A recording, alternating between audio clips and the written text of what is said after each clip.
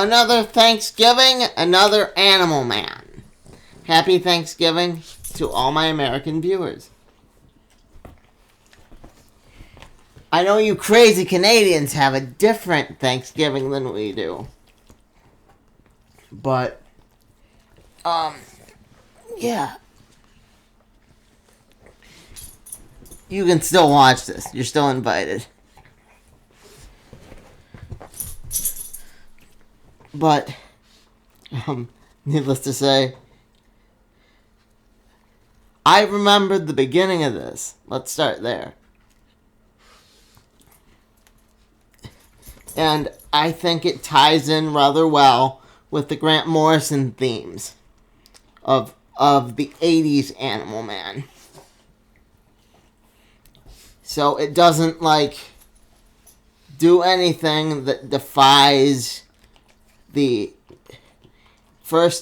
world's first ecologically friendly superhero.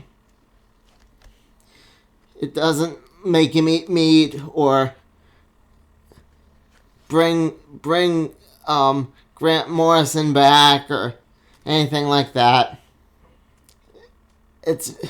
You can enjoy it, and it's not too heavy on the whole themes of consumerism. Although the rot might be a metaphor for something, I don't know. I honestly couldn't say, but it read rather well. I mean, honestly,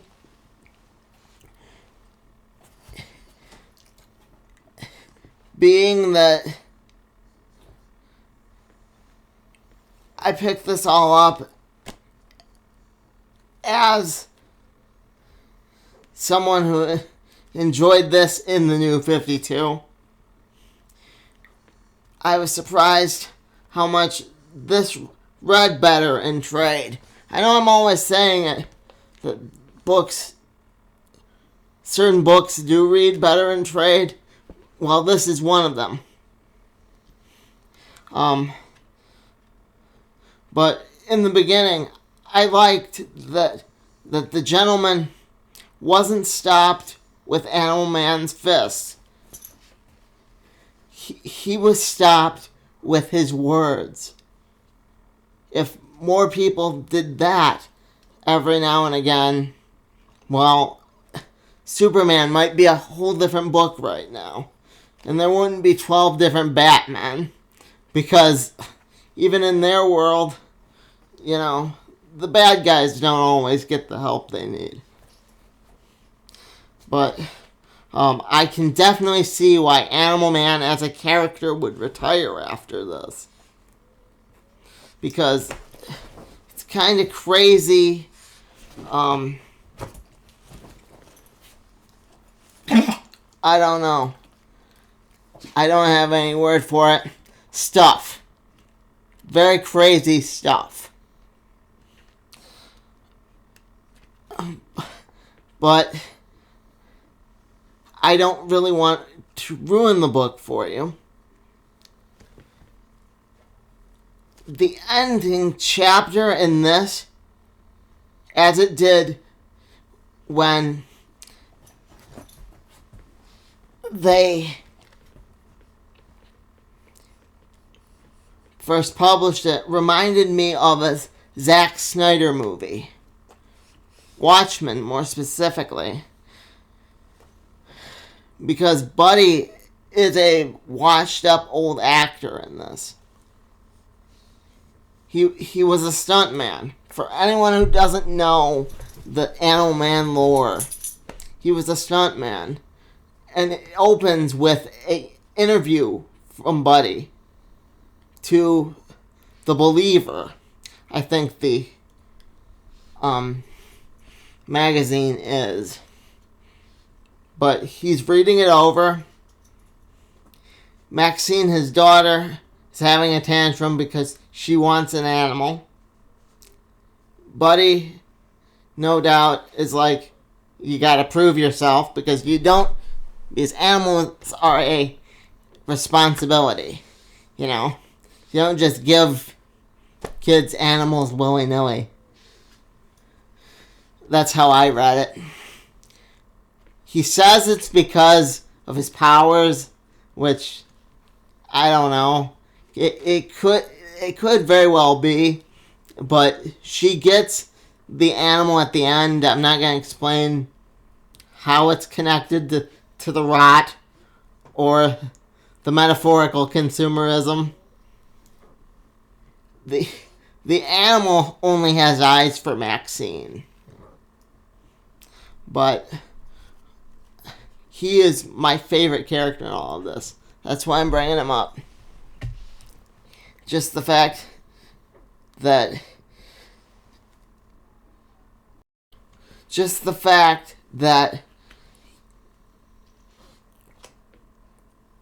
he wants to ditch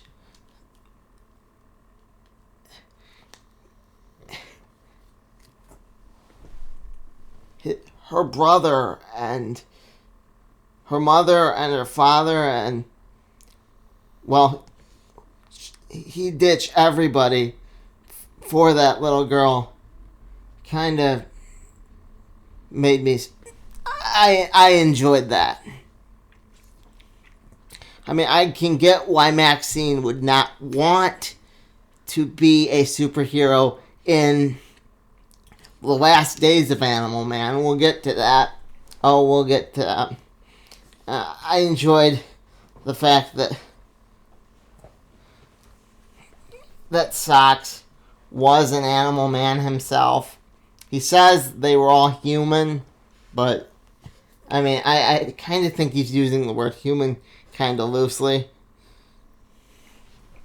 But the first victims of the rot were found at a zoo.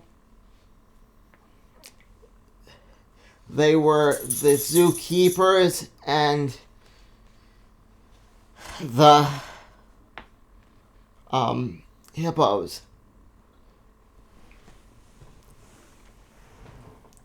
I really enjoyed how this was its own thing too. How it didn't try to be the 80s Animal Man. I thought that was really cool.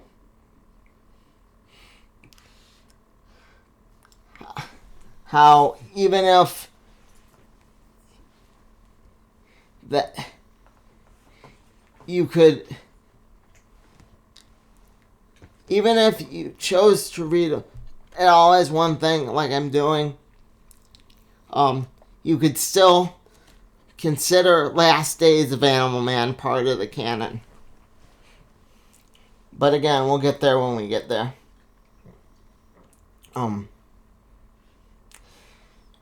Yeah, we never do get to see the end of the movie that Buddy Baker was in. I would really like to see Grant Morrison write Animal Man one last time.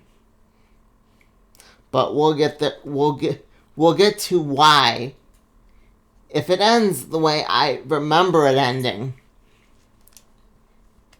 it could end like something that Grant Morrison could easily pick up.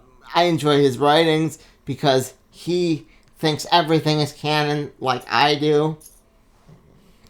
If they write it down for him, it's canon. None of this was written by Grant Morrison. This came much later, but it felt very Lovecraft, how he has a dream in the beginning, how he regrets giving his not giving his daughter not giving his daughter the dog,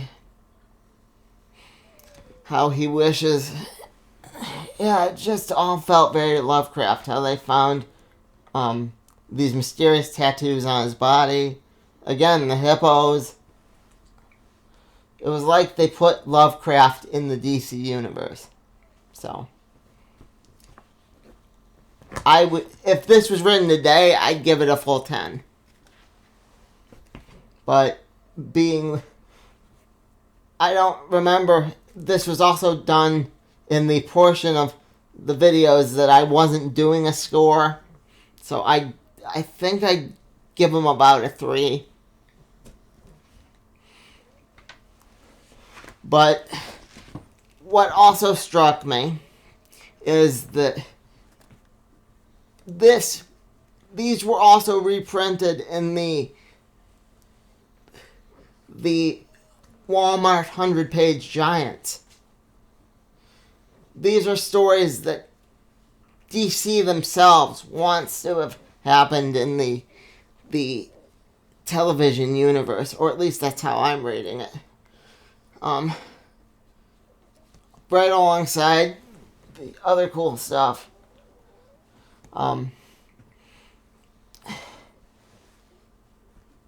But that's kind of all I have to say about Animal Man Volume 1 of the New 52 this go round.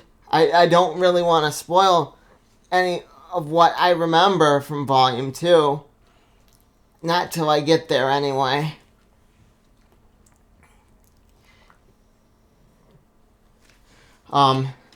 Happy Thanksgiving. I'd love to talk to you guys.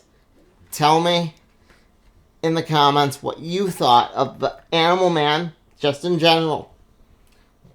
Do you agree that he is awesome and wonderful and just, yeah, he is the ecological superhero the world needs right now? Do you at least agree that he was one of the best parts of the New 52? Do you like what they've done with him so far, with his daughter becoming Animal Girl? Am I right that the rot, I almost called it the darkness, could be a metaphor for consumerism? What are your thoughts? Let me know everything you have on Animal Man. I've been Bob. This has been The Other World According to Bob. Like, comment, have a happy Thanksgiving. Bob out.